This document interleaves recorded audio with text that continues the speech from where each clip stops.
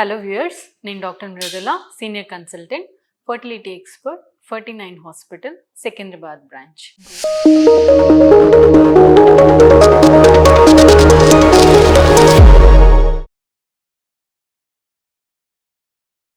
ఈరోజు నేను ఒక జనరల్ టాపిక్ ఫర్టిలిటీ మీద, కరెంట్ ఇష్యూ అనుకోండి.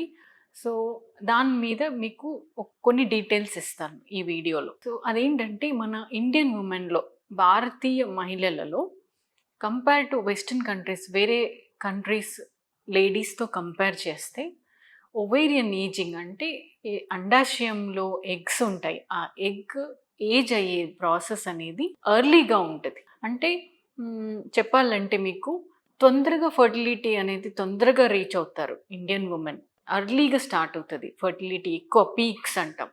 అంటే సంతానోత్పత్తి పొటెన్షియల్ అనేది చాలా ఎర్లీగా వచ్చేస్తుంది పీక్.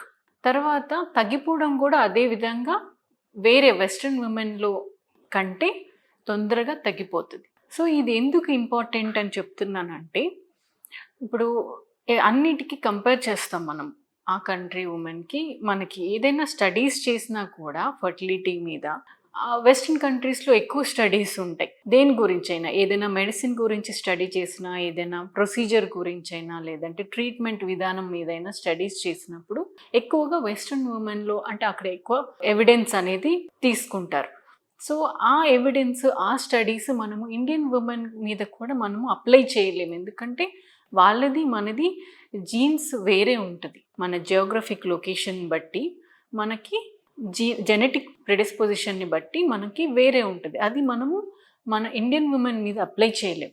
సో దీంట్లో మనం ఏం జాగ్రత్త తీసుకోవచ్చు, ఇది ఎందుకు ఇంపార్టెంట్ తెలుసుకోవడము అంటే, మనకి ముందు తొందరగా మ్యారేజ్, ఇండియన్ ఉమెన్ తొందరగా మ్యారేజ్, తొందరగా ప్రెగ్నెన్సీ. సో అప్పుడు అంత ప్రాబ్లం ఉండేది కాదు. ఎందుకంటే తొందరగా ఫర్టిలిటీ వస్తుంది, తొందరగా తగ్గిపోతుంది. అంతలోపు ఫ్యామిలీస్ కూడా కంప్లీట్ అయిపోయాయి. బట్ ఇప్పుడు చూసుకున్నట్లయితే మనం లైఫ్ స్టైల్, జీవన శైలి మార్చుకోవడము, తర్వాత మన కెరీర్ మీద కాన్సన్ట్రేట్ చేయడము, తర్వాత లేట్ మ్యారేజెస్, ఫుడ్ డైట్ కూడా మారిపోయింది, లైఫ్ స్టైలే మొత్తం మారిపోయింది.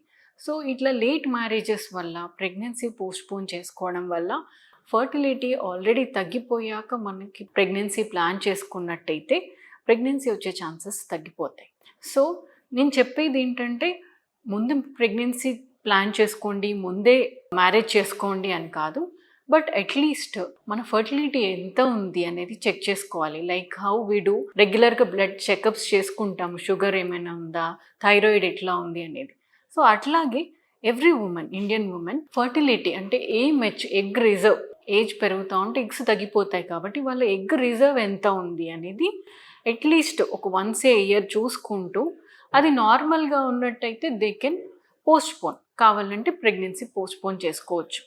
అదే కనుక తగ్గిపోతున్నట్టయితే, వాళ్ళ ఎగ్స్ ఆల్రెడీ తక్కువ ఉన్నాయి అంటే దాన్ని బట్టి వాళ్ళకి వాళ్ళ డాక్టర్, ఫర్టిలిటీ ఎక్స్పర్ట్ అడ్వైస్ చేస్తారు, ఏం చేస్తే బాగుంటుంది అనేది వాళ్ళు అడ్వైస్ చేయడం జరుగుతుంది. Thank you.